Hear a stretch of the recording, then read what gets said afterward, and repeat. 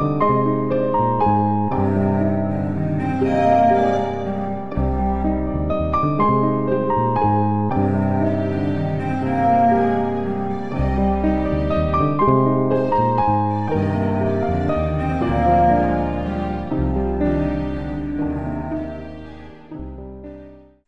vais tout de suite vous dire, il n'y aura aucun suspense dans cette conférence-là.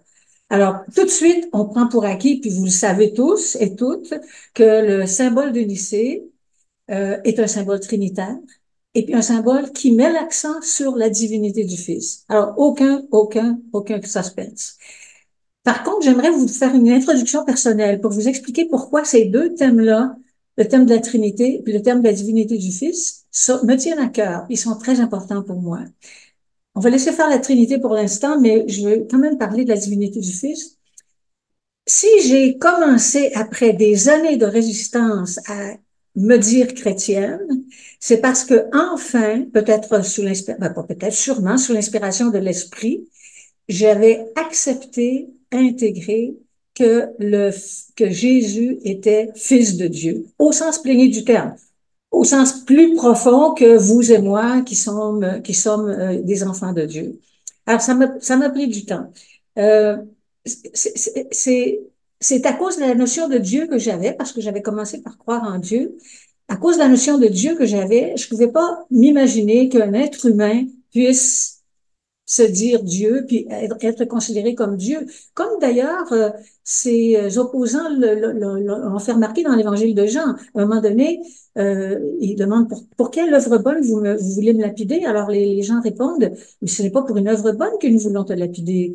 C'est parce que c'est pour un blasphème. Parce que toi qui es un homme, tu te fais Dieu. Voyez-vous? Alors, moi, j'avais la même difficulté que les opposants à Jésus, mais c'est quand j'ai finalement accepter de dire, de reconnaître que Jésus, que le Fils était Fils de Dieu, dans le sens propre du terme, que j'ai pu commencer à me dire chrétienne. C'est un humain qui est Dieu, ça dépasse l'imagination, c'est pas facile à accepter. Mais c'est notre salut qui est en jeu quand même. Euh, c'est Dieu qui sauve.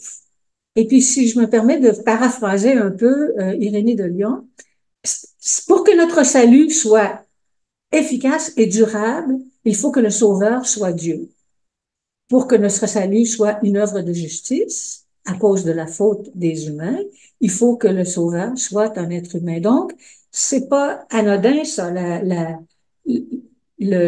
fait, la divinité du Fils, tout autant que son humanité, c'est très crucial. C'est notre salut qui est en jeu. Bon, alors maintenant, je vais pas parler de la Trinité. Si j'ai le temps à la fin, je vais expliquer pourquoi la Trinité me tient à cœur aussi. Alors, je vais donner tout de suite le plan de la présentation. Je vais me concentrer sur le symbole de Nicée, plutôt que sur le concile. Je vais donner des notes très brèves sur le contexte général du concile de Nicée, mais je vais vraiment porter le gros de ma présentation sur le symbole lui-même. Après ça, c'est ça, puis, y compris les anathématismes. Alors, le symbole de Nicée et non pas le symbole de Nicée-Constantinople. Alors, le symbole, parce que c'est l'anniversaire de Nicée et non pas l'anniversaire de Constantinople. Alors, moi, je vais me concentrer, cibler simplement le symbole de Nicée.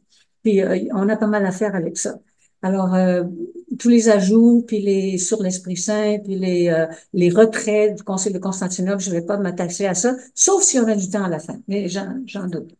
Alors, donc, le plan de la présentation, je vais parler en gros du contexte général, historico-politique, mais très, très brièvement, parce que je ne suis pas une historienne.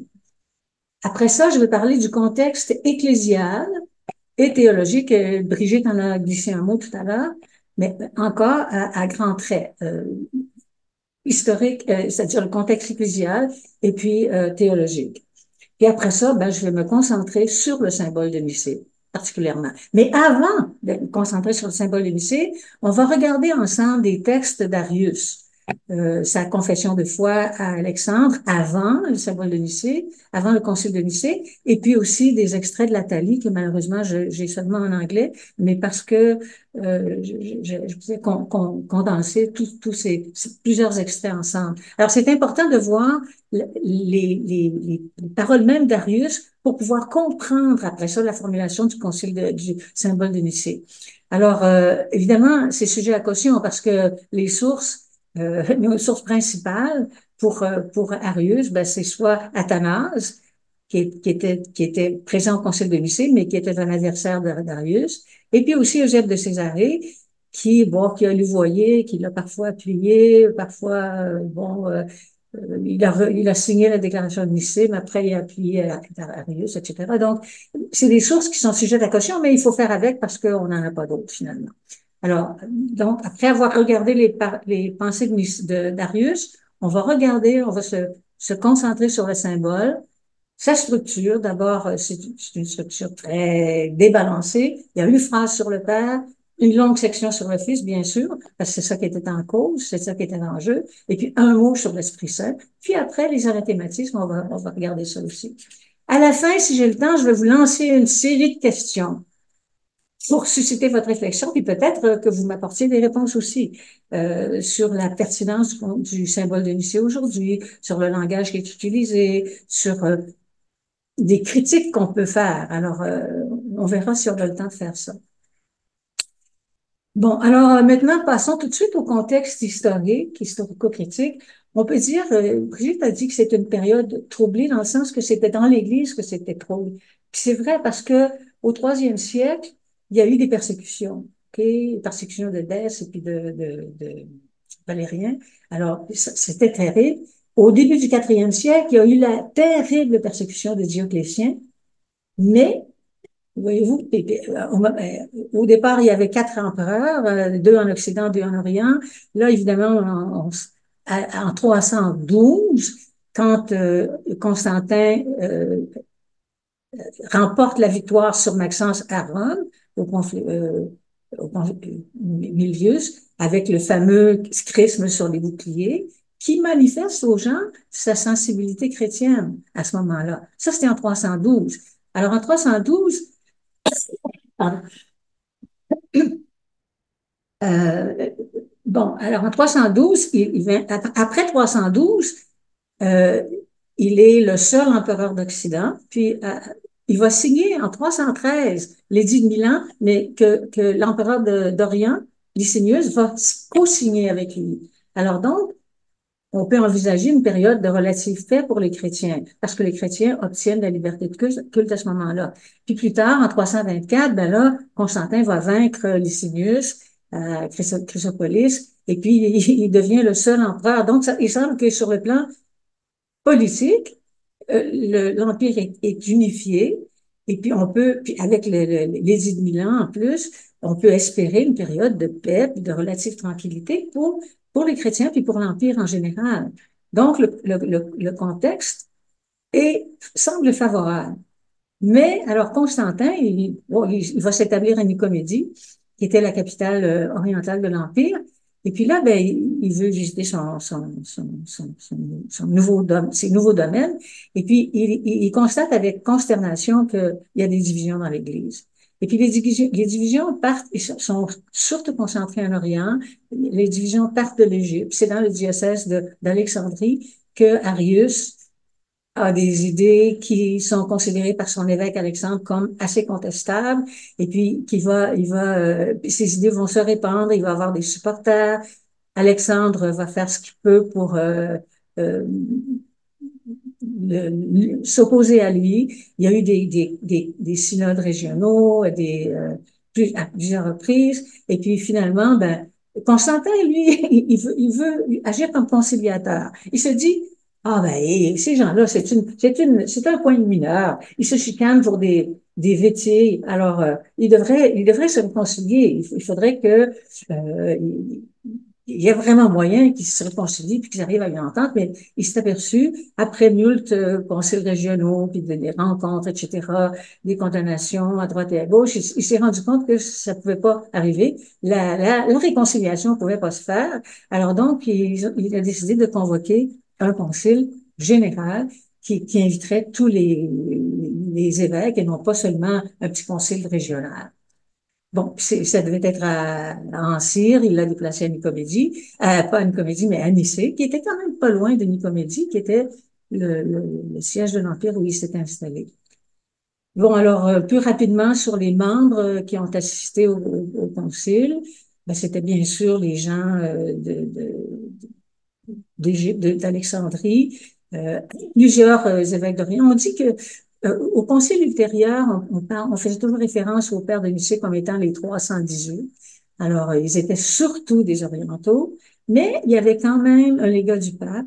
Il y avait quand même, on dit, certaines sources disent qu'il y avait deux prêtres de Rome, puis il y avait surtout Osius de Cordoue, qui semble avoir agi comme homme de confiance de l'évêque de Rome, et puis qui a joué un rôle quand même au concile et puis pour la rédaction de textes aussi, d'après ce qu'on peut savoir. Malgré le fait que, c'est ça, les témoins que nous avons comme source sont pas des témoins neutres, on va quand même regarder pour voir un peu, pour mieux comprendre après les formulations du Concile de Nicée, c'est très important de voir à partir de ce qu'on en a comme source, finalement, les écrits puis les idées de Nicée, d'Arius, pardon. Alors, je demandais à Thomas de mettre à l'écran la confession d'Arius à Alexandre, la profession de foi d'Arius. Ça, c'était avant le concile de Nicée. Alors, j'ai mis des choses, on va pas lire tout ça, là, mais si vous pouvez voir, j'ai mis des choses en caractère gras. Alors, bon, il commence par être très poli envers Alexandre, bienheureux père, etc. Nous connaissons ce qu'on nous a, il est très habile, il dit, ah, voici la foi que nous avons apprise de toi.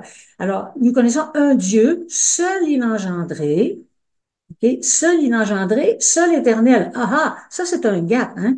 Un saut. Parce que, puis moi je pense, mon hypothèse, c'est que Arius faisait une confusion entre genao, le verbe genao en grec qui veut dire engendrer, et puis le verbe gignomai qui veut dire ben, euh, être ou commencer à être. Alors, parce que le Dieu est le seul inengendré, Arius conclut qu'il est le seul éternel. Bon, seul sans principe, etc. Seul sans, bon. Immuable et sans changement. Remarquez ça. Ça, il le dit à propos du Père, mais il refusera de le dire à propos du Fils, qui a engendré avant les temps éternels son Fils unique, par qui il a fait les siècles. Alors, voyez-vous, il se réfère, une chose que j'aurais dû dire tout à l'heure avant de commencer avec Arius, c'est que les querelles qui existaient entre Arius et Alexandre, est-ce que c'était, puis Alexandre, Arius et puis ses appuis, et puis Arius et ses appuis aussi, est-ce que c'était une querelle entre orthodoxes et puis hérétiques, entre orthodoxes et hétérodoxes? En fait, non, c'était plutôt, en fait, c'est devenu, il y a des idées qui sont devenues hétérodoxes, considérées comme hérétiques, mais dans le fond, c'était des discussions entre deux camps qui argumentaient à partir des Écritures, sauf qu'ils interprétaient les Écritures de façon différente. Voyez-vous? Puis aussi, peut-être qu'ils n'utilisaient pas tous les mêmes versets de l'Écriture. C'est sûr que Arius a s'est beaucoup servi de Proverbe 8, 22. La citation ici. Bon, on reviendra. Alors, voyez-vous, il a fait, par qui il a fait les siècles et toutes choses. Bien sûr, on voit ça dans l'Épître aux Corinthiens, hein, 8, 6, et puis même dans l'hymne aux Colossiens, 16. Alors, il voit ça, il tire ça de l'Écriture, qu'il a fait, Dieu a fait par son Fils. Le Fils unique aussi, c'est une expression qui est scripturale. Un peu plus loin, créature parfaite de Dieu. Ah, ah, là, ben, ça se complique, hein. Créature parfaite de Dieu. C'est comme si pour Arius, Dieu ne pouvait pas se communiquer autrement que par création. Voyez-vous? Mais sauf qu'il a été créé avec les temps avant les siècles. Il a été créé avant les siècles. Et puis, il a reçu du Père la vie et l'être et tout ça. Bon, héritage en toutes choses. Puis, le Père ne s'est pas privé de rien de ce qu'il avait en lui-même. Bon. Dieu, qui est justement cause de tous les êtres, absolument seul à être sans principe. OK? Le Fils engendré hors du temps par le Père, créé et fondé avant les siècles, n'était pas avant d'être engendré. Voyez-vous, il fut un temps un peu plus tard dans l'autre citation de Lathalie, il fut un temps où il n'était pas. Avant d'être créé par le Père, il n'existait pas. Donc, voyez-vous, c'est une des idées qui revient toujours chez Arius. Donc, mais quand même, il est le seul, hein, il est le seul qui a été produit par le Père seul. parce que tous les autres êtres ont été produits par le Père, par ce Fils premier-né de toutes les créatures. Voyez-vous? Alors, il n'est ni éternel, ok, Dieu, notre, il n'est ni éternel, ni co-éternel, ne partage pas d'être engendré comme avec le Père. Bon. Alors, Dieu est son principe. Dieu est supérieur. Alors, il n'y a pas question d'égalité de nature, là. Dieu est supérieur comme son Dieu. Il a son être avant lui, puis lui le tient de Dieu. Alors, si tu veux, Thomas, on va regarder l'autre extrait de Darius, de la Thalie. On va pas tout regarder ça, là, mais c'est important parce que vous voyez, j'ai mis des choses en rouge, là. J'ai souligné aussi dans le texte grec des mots. Bon, tout ça, ça vient, la plupart viennent du Desinotis d'Athanas. Alors, Dieu, bon, c'est lui seul qui n'a pas d'égal. OK? C'est lui seul, Dieu, le Père, qu'on appelle inengendré. Par contraste avec celui qui, par nature, est engendré. Voyez-vous? Alors, parce que le Fils est engendré, oups, ça implique pour Arius une infériorité de nature. Puis ça implique aussi qu'il n'a pas toujours existé. Parce qu'il est engendré, pour lui, il peut pas concevoir un engendrement éternel. Ça veut dire qu'il a eu un commencement. Bon, alors, numéro 6. Celui qui est sans commencement a fait le Fils au commencement de toutes les choses créées. Il l'a produit comme un fils pour lui-même. Et puis, l'expression fils même, fils unique, vous l'avez dans le prologue de Jean. Alors lui, il n'a aucune des caractéristiques distinctives de Dieu, de l'être même de Dieu, parce qu'il n'est pas égal, et puis il n'a pas le même same being as him. Ça, c'est en grec, là, c'est homoousios. Houdé, homoousios auto. Alors, il n'a pas le même being, c'est la même essence, la même nature que lui. Alors, c'est très, très, très clair dans la pensée d'Arius. On continue, si on peut descendre, Thomas. Alors, voyez-vous, il y a une triade, d'accord, oui, mais ils sont pas égaux en gloire, et puis ils sont pas mélangés ensemble dans leur nature, voyez-vous. Le Père, par nature, est étranger au Fils, parce qu'il existe sans commencement. Et puis pour Arius, c'est très clair, le Fils a eu un commencement. Bon, alors on peut pousser plus bas. Euh... Ah oui, ça c'est un autre point important, numéro 32. En bref, Dieu est incompréhensible pour le Fils. C'est-à-dire que, voyez-vous, tous les passages de l'Évangile où qui m'a vu a vu le Père, etc. Nul ne connaît le Père sinon par le Fils, etc. Voyez-vous, Arius ne semble pas avoir intégré ça. Pour lui, Dieu est inexpressible et incompréhensible par le Fils. On peut descendre plus bas. Euh, alors, le logos, parce que quand même, il connaît son prologue de Jean, alors il identifie le logos au Fils. Il n'est pas vraiment Dieu. Parce que même s'il est appelé Dieu, mais il n'est pas vrai Dieu. Il l'est par participation de grâce, comme tous les autres. Et il est appelé Dieu seulement de nom. C'est clair, hein? Alors, bon, il est invisible pour le Fils, on peut continuer. La nature du Père et du Fils, puis du Saint-Esprit sont séparées, OK? Les essences, ici, c'est Physeille, c'est pas Ousia. Ils sont séparés en nature, ils sont étrangers, déconnectés, non connectés et étrangers entre elles. On peut continuer juste un petit peu plus bas. Le Père n'a pas toujours été Père, mais il l'est devenu quand il a décidé d'engendrer le Fils. Le Fils n'a pas toujours été, il n'était pas avant d'être engendré. Le Christ n'est pas vrai Dieu, mais comme les autres, il est fait Dieu par participation. Mais bon, ici, euh, il est appelé de non seulement, il est appelé Verbe et sagesse, par la grâce de Dieu puis par la volonté de Dieu. Alors, there was a time, il était un temps où il était un temps où il n'était pas. Alors, ouais, voyez-vous, on a vraiment clairement ici les idées d'Arius. Euh, il était préoccupé, on peut enlever ça de l'écran. Vous voyez comment, pour Arius, il y a une préoccupation principale de préserver la transcendance de Dieu. Dieu est extrêmement transcendant pour lui, puis personne ne peut qui l'identifie au Père. qu'on a, même lui-même, il utilise l'écriture, puis il parle de père et de fils, même de fils unique, mais il veut préserver la transcendance de Dieu, qu'il est le seul inengendré, puis pour ça, parce qu'il est le seul inengendré, il conclut qu'il est le seul sans commencement. Alors, pour ça, il se sert des Écritures tout le temps. Et puis, évidemment, là, je pense pas que j'ai le temps de voir tous les passages dont il se sert pour appuyer ses idées.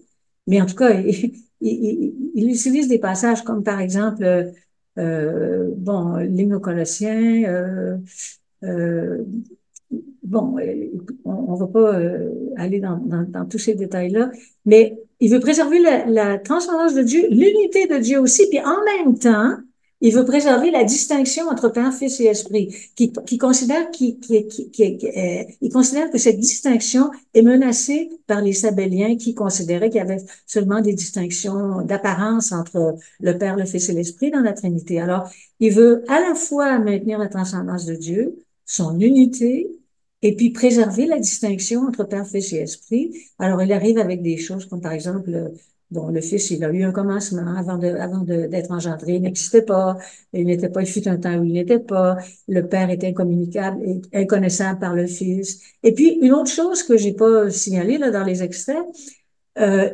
Dieu seul est celui qui ne peut pas changer.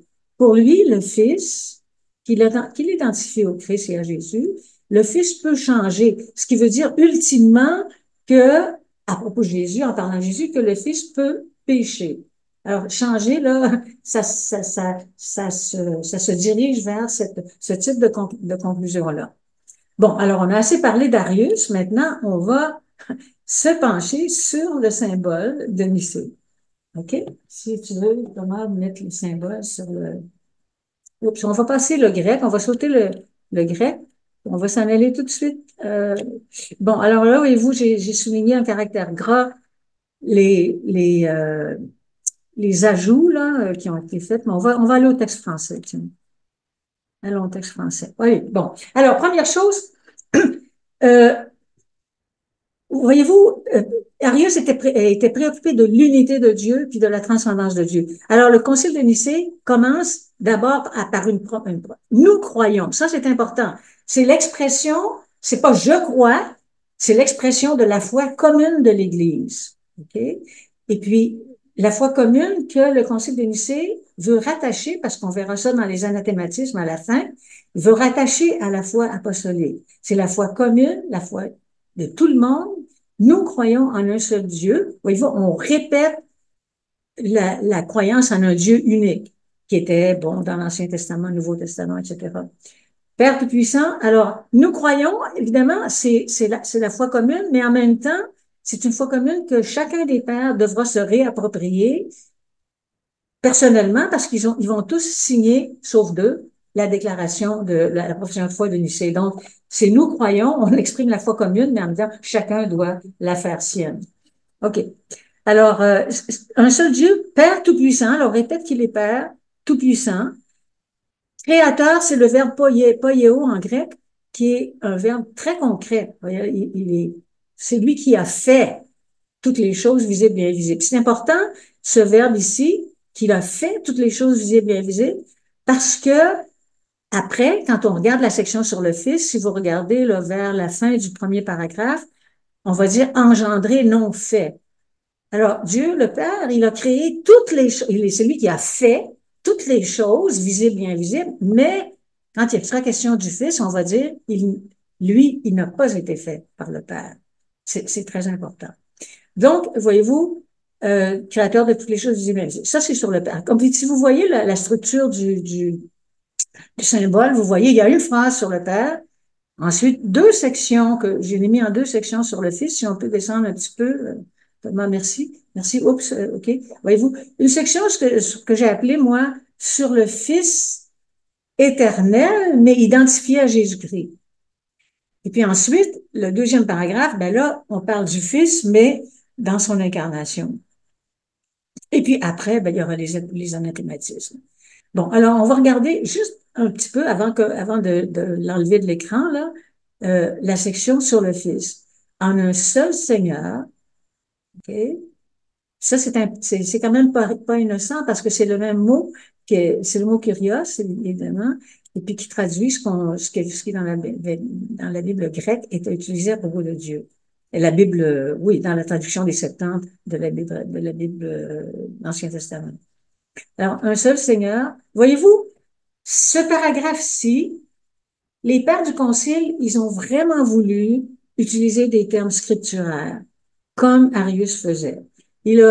Comme Arius avait fait, on n'a pas vu ça dans ses écrits là, de nature polémique, mais c'était important pour les pères d'utiliser des termes scripturaires. Vous voyez-vous, Fils unique de Dieu, c'est scripturaire. Vous l'avez dans le prologue de Jean.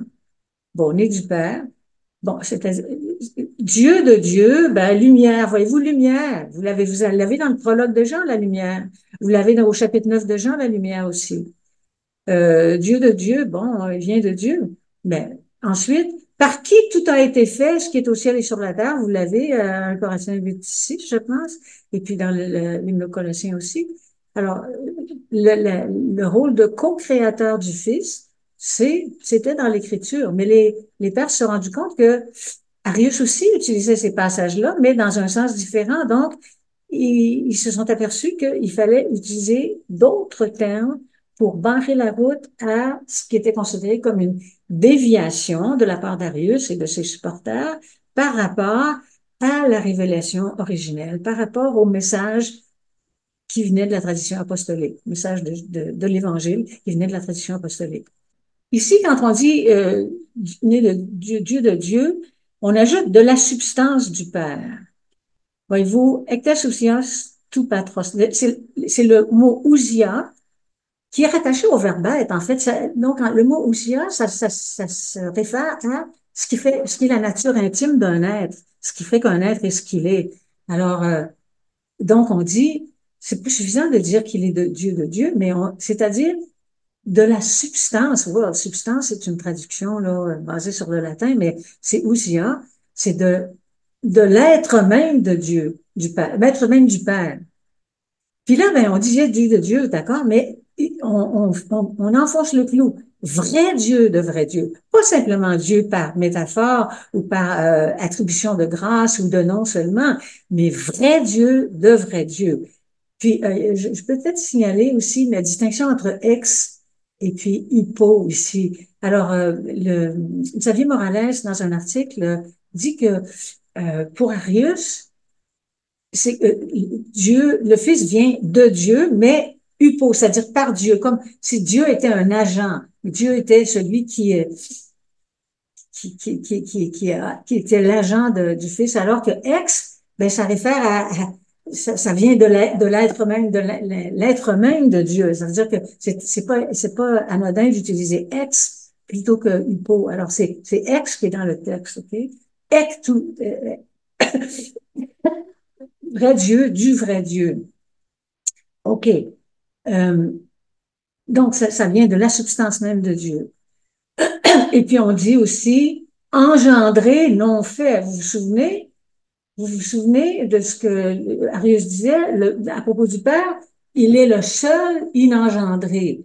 Puis le Fils est engendré, mais ça lui communique pas la nature de Dieu. On peut dire qu'il est Dieu seulement de nom. Alors là, ici, on affirme engendré, puis on dit non fait. Alors, le verbe faire qu'on attribue à Dieu, qui est le créateur, qui est celui qui a fait toutes les choses visibles et invisibles, mais à propos du Fils, il ne l'a pas fait. Il l'a engendré au sens propre. Et puis, c'est le fameux consubstantiel au Père, homoousion to patrie, donc de la même ousia, de la même essence, du même être profond que le Père.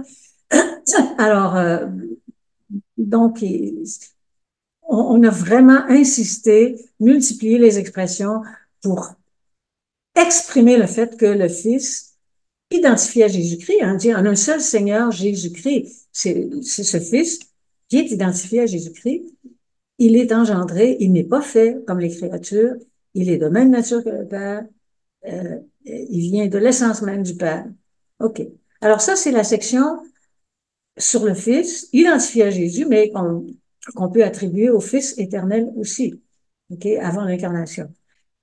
Après ça, ben, il y a, la deuxième section, c'est sur le Fils incarné. Okay?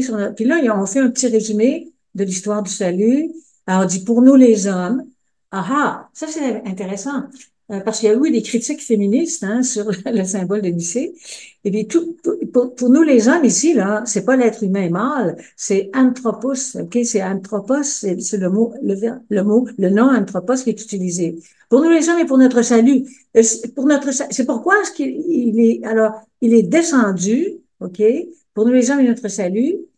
On verra plus tard. Mais pour notre salut, c'est dans cette double dimension de, on peut calculer de négative, c'est-à-dire que de réparation de la faute commise par les humains, de pardon de la faute, mais en même temps, de la dimension positive de divinisation, comme les orientaux pourraient dire, ou comme un de mes anciens professeurs, le père Angelo disait, entrer dans la famille de Dieu. Alors, notre salut, c'est ça, c'est à la fois le pardon, la rémission, et puis le fait que le Fils éternel descend, euh, c'est pour notre salut dans cette double dimension-là.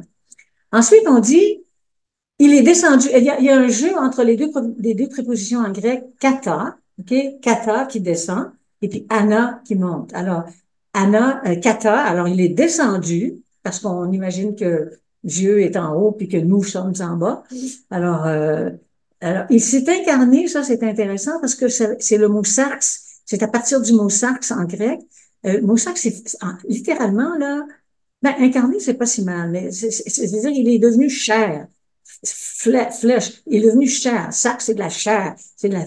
Alors, il s'est fait chair, c'était une bonne traduction. Ensuite, il s'est fait homme.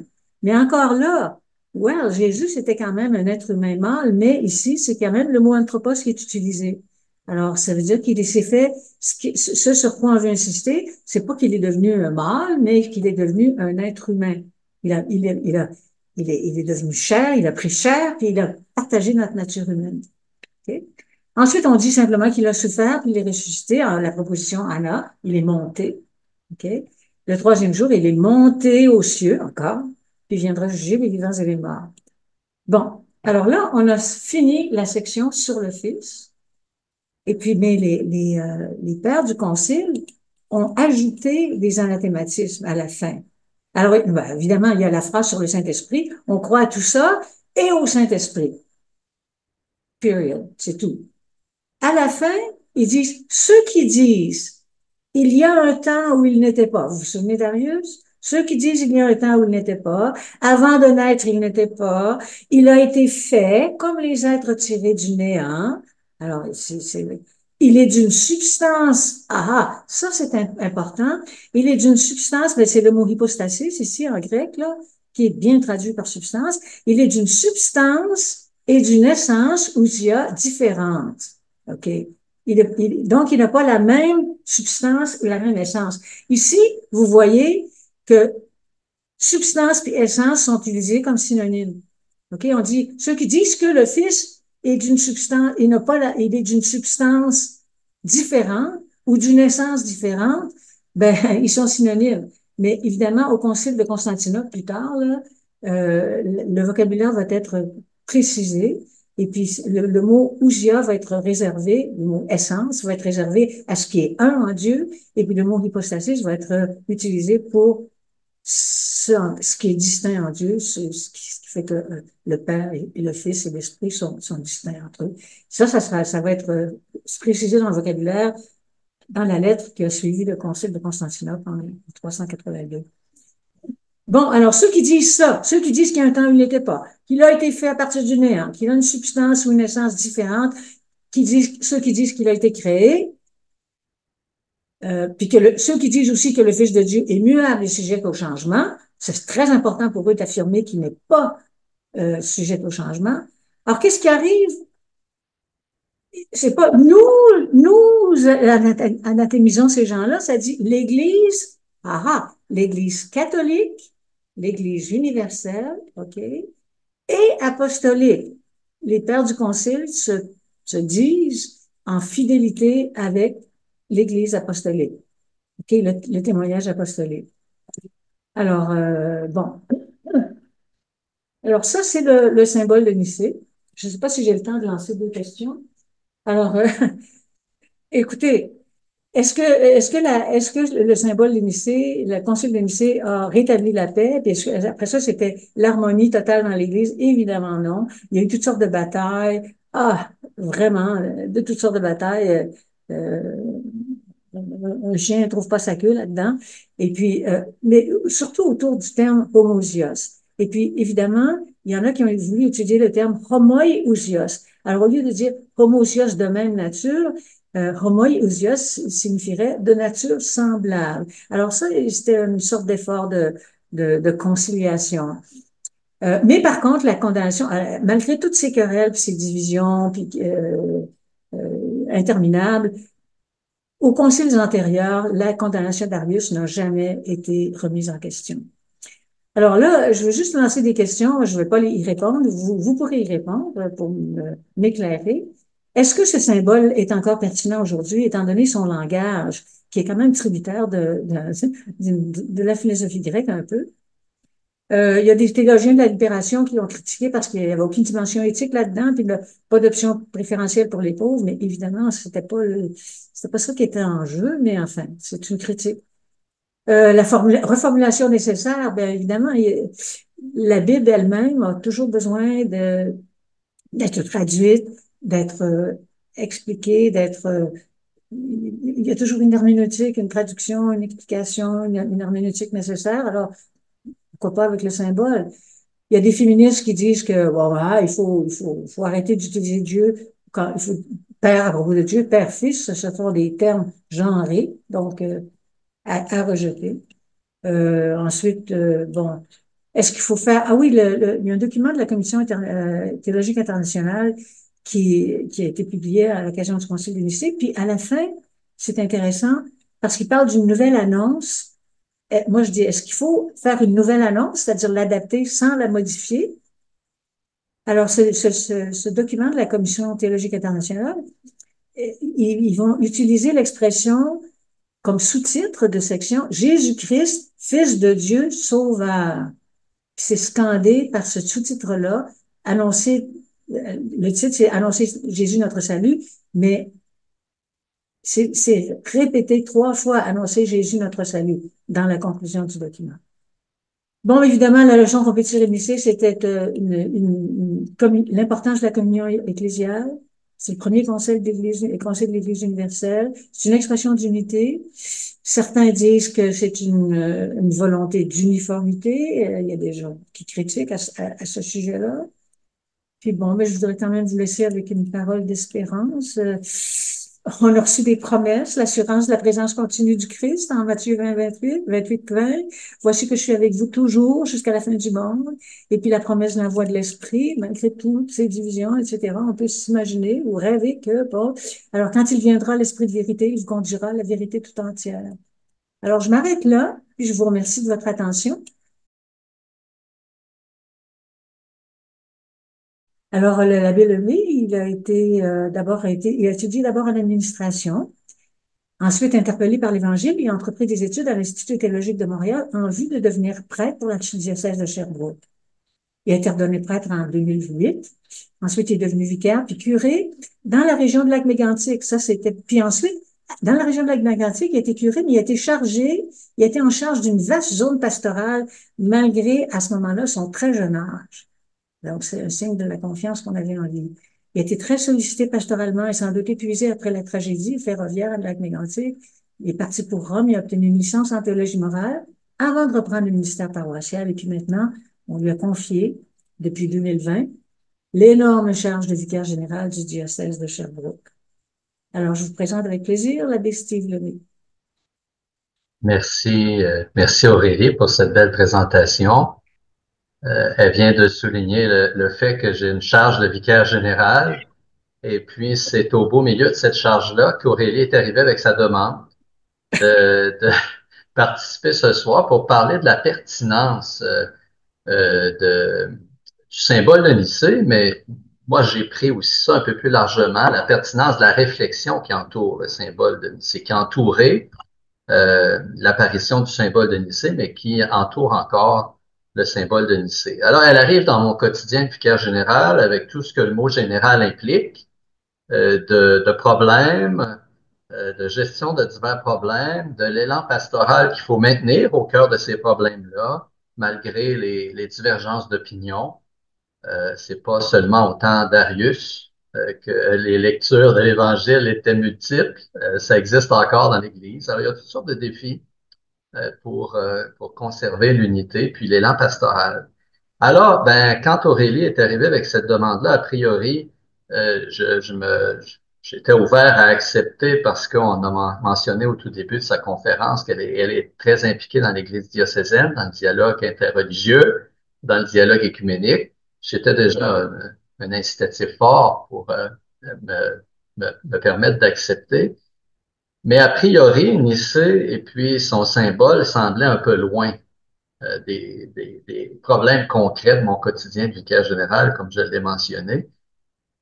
Et ce qui m'a vraiment convaincu de participer, au-delà du service qu'Aurélie rend à l'Église diocésaine, c'est une relecture rapide que son interpellation m'a permis de faire de notre vécu ecclésial actuel. Et là, je suis arrivé à la conclusion que cette réalité-là, cette réflexion autour du symbole de Nicée n'est pas très loin de nos problèmes concrets. Euh, Aurélie a bien cerné le contexte de crise duquel est issu le symbole de Nicée. Et ce rappel-là, me semble-t-il, nous renvoie inévitablement à notre propre contexte de crise. Parce qu'en effet, personne ne peut nier que l'Église traverse une importante zone de turbulence, on va dire ça comme ça, dans plusieurs parties du monde, particulièrement en Occident, et peut-être d'une manière encore plus aiguë chez nous. Mais vous vivez comme moi au cœur de cette crise-là. Alors, il n'est pas nécessaire qu'on prenne beaucoup de temps pour en parler, pour la décrire, mais je me contenterai de souligner qu'il serait simple de réduire cette crise-là à de simples enjeux organisationnels ou à une nécessaire mise à jour des moyens à prendre pour accomplir notre mission. Il s'agit d'une crise de foi, en tout cas d'une crise qui implique le rapport à la foi et le contenu de la foi aussi. La mission, elle est demeurée la même hein, au fil des siècles de vie de l'Église. Allez de toutes les nations, faites des disciples, baptisez-les au nom du Père et du Fils et du Saint-Esprit. Apprenez-leur à observer tout ce que je vous ai commandé. Et moi, je suis avec vous tous les jours jusqu'à la fin du monde. Aurélie l'a souligné tout à l'heure. La mission est claire, le chemin à prendre pour l'actualiser est moins clair. On a besoin du souffle de l'esprit pour bien l'identifier et le choisir. Et au cœur de cet envoi missionnaire, eh bien, nous retrouvons la réalité du discipulat ou discipola. Là, bon, les deux mots sont utilisés, mais la réalité est la même. Un processus par lequel des personnes qui croient au Christ apprennent graduellement à lui ressembler davantage et à agir comme lui. C'est ça le discipulat. Et comment pourrions-nous participer à une mission aussi colossale que celle que je viens d'évoquer sans connaître celui qui nous envoie? D'autant plus que on sait qu'il est lui-même le cœur de cette bonne nouvelle, de ce trésor que nous portons dans des vases d'argile. Un trésor en est un pour celui qui connaît sa valeur. Autrement, on ne peut pas parler de trésor. En favorisant l'approfondissement du mystère du Christ, le symbole de Nicée, et je répète que quand j'utilise l'appellation symbole de Nicée, je pense aussi à toute la réflexion qui l'a portée et puis qui continue de l'entourer. Alors, le symbole de Nicée nous aide à prendre conscience de la valeur du trésor que nous portons.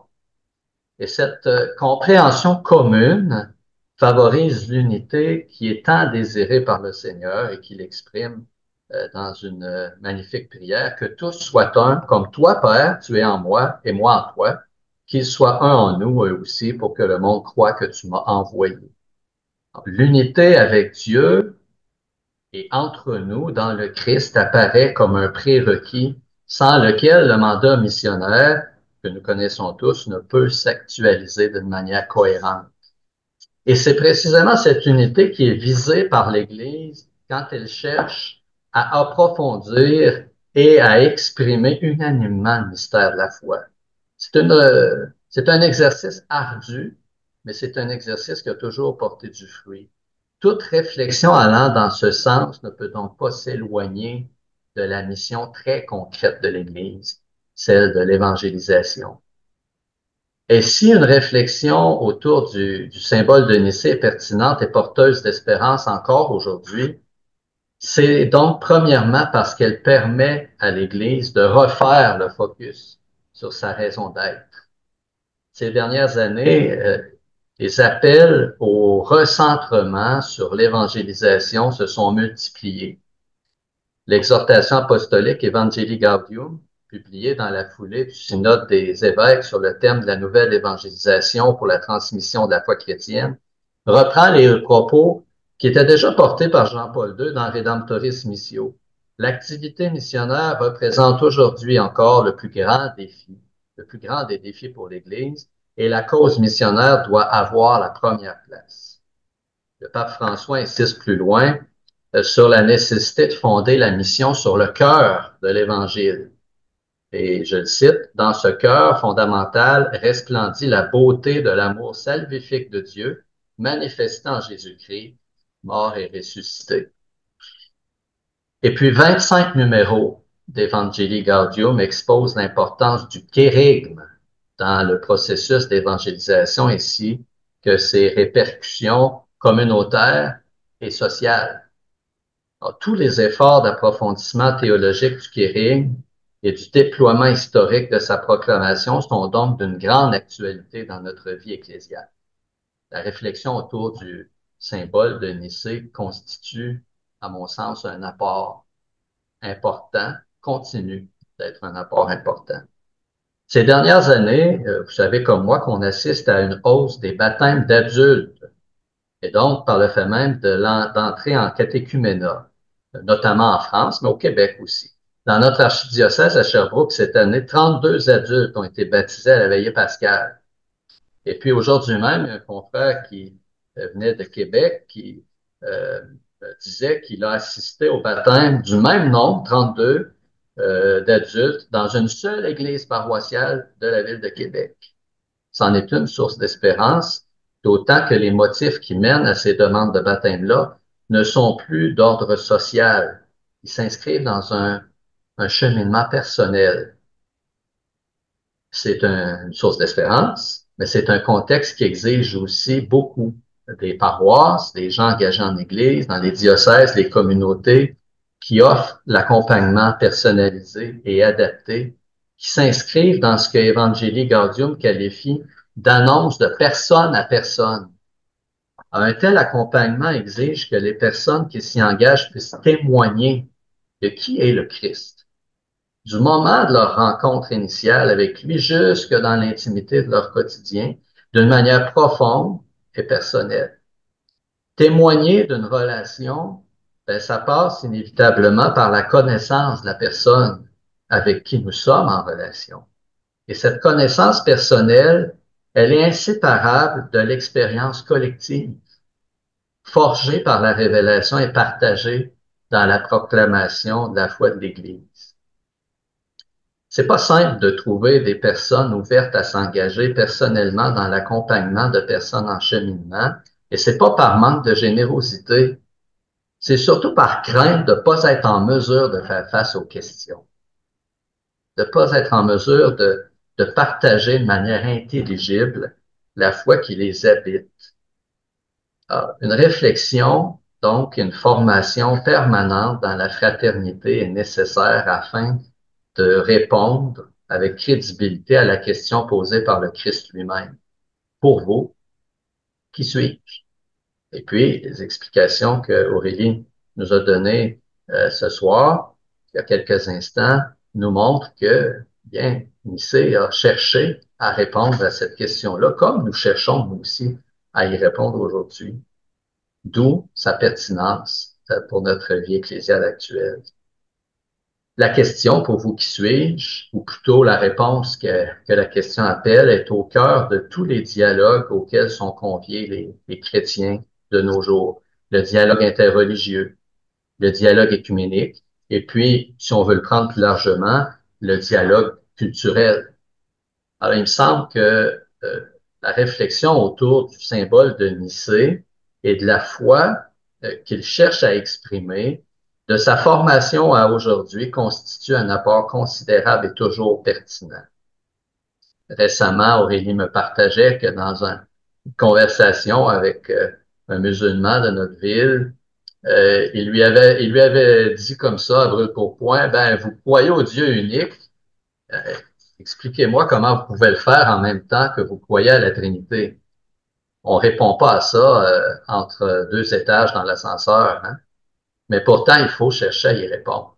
Et puis, Nicée, justement, nous offre une réflexion qui peut nous aider à articuler une réponse. Alors, découlant des éléments que j'ai soumis à votre réflexion rapidement ce soir, à savoir l'évangélisation, l'accompagnement personnel du cheminement de vie chrétienne et le dialogue, ben, vous pouvez anticiper bien d'autres applications pastorales actuelles dans votre propre vécu. Alors, j'espère humblement au moins avoir suscité en vous l'intérêt de les découvrir. Il y a certes un vaste chantier théologique et pastoral à poursuivre. Merci beaucoup, Steve, de ces réflexions vraiment inspirantes. Je voulais juste réagir un peu concernant la mission, puis concernant d'abord le symbole de Nicée comme mon Dieu, paramètre ou je sais pas trop quoi, d'unité. Moi, ben, je fais partie d'un dialogue avec les évangéliques, un dialogue national. Et puis, bon, c'est encore, le symbole de Nicée, Constantinople, là, bien sûr, est encore normatif, si vous voulez, pour l'adhésion au Conseil écuménique des Églises. Évidemment, il y en a qui, récemment, j'ai été invitée à parler concernant la Trinité à un groupe d'études protestants. Et puis, on m'avait dit qu'il y a un des participants qui trouvait que la Trinité était une supercherie, un canular. Alors, j'y allais avec crainte et tremblement, bien sûr. Mais donc, même si les églises officiellement adhèrent à ce symbole commun, c'est quand même une expression d'une foi commune que la plupart des gens partagent. Euh, je voulais réagir aussi concernant l'importance dans le dialogue écuménique par rapport à l'annonce, par rapport à la mission et l'annonce. Je m'aperçois que mes partenaires évangéliques au dialogue national dont je fais partie, eux, ils sont très forts sur l'annonce. Ils sont très, mon Dieu, je dirais même parfois intempestifs dans leur annonce. Ils font preuve de prosélytisme, mais ils sont très convaincus. Et puis, pour eux, le salut, c'est par Jésus-Christ, Fils de Dieu, et puis incarné. Et puis, ils ont l'impression de posséder un trésor, puis vraiment, on voit qu'ils veulent le partager, ce trésor-là. Sauf que parfois, ben, c'est fait avec plus ou moins de discernement, disons, pas toujours dans le respect de la liberté des personnes, mais c'est certainement pas, c'est pas de ça que toi tu parlais. OK. Oui, je vais peut-être citer un passage de Saint-Augustin, si vous me le permettez. Euh, Concernant la Trinité, voyez-vous, il dit à quel point c'est quelque chose, c'est un sujet très ardu, la Trinité, tout ça. Euh, Puis là, il dit à un moment donné, dans le De Trinitate, dans le premier livre, il dit, tel est l'accord pieux et sincère que je me propose en présence du Seigneur Dieu à tous ceux qui daigneront lire mes ouvrages, et principalement ce traité où je défends l'unité des trois personnes divines, le Père, le Fils et le Saint-Esprit, de tous nos mystères. Il n'en est pas un où l'erreur soit plus aisée et plus dangereuse, mais où le travail soit plus difficile, mais aussi plus que tout autre, il est fécond en fruits de salut. Voyez-vous, Augustin, quand j'enseignais sur la Trinité, je citais toujours ça parce que c'est, c'est, c'est très important d'avoir les idées justes, d'être fidèle à la révélation qu'on a sur le Père, le Fils et l'Esprit, parce qu'autrement, ben, on dérape, on est à côté de euh, off the track, à côté de la voie à suivre. Et puis, mais Saint-Augustin avait raison. C'est vraiment Très important, puis comme toi, tu l'as souligné, puis avec insistance aussi.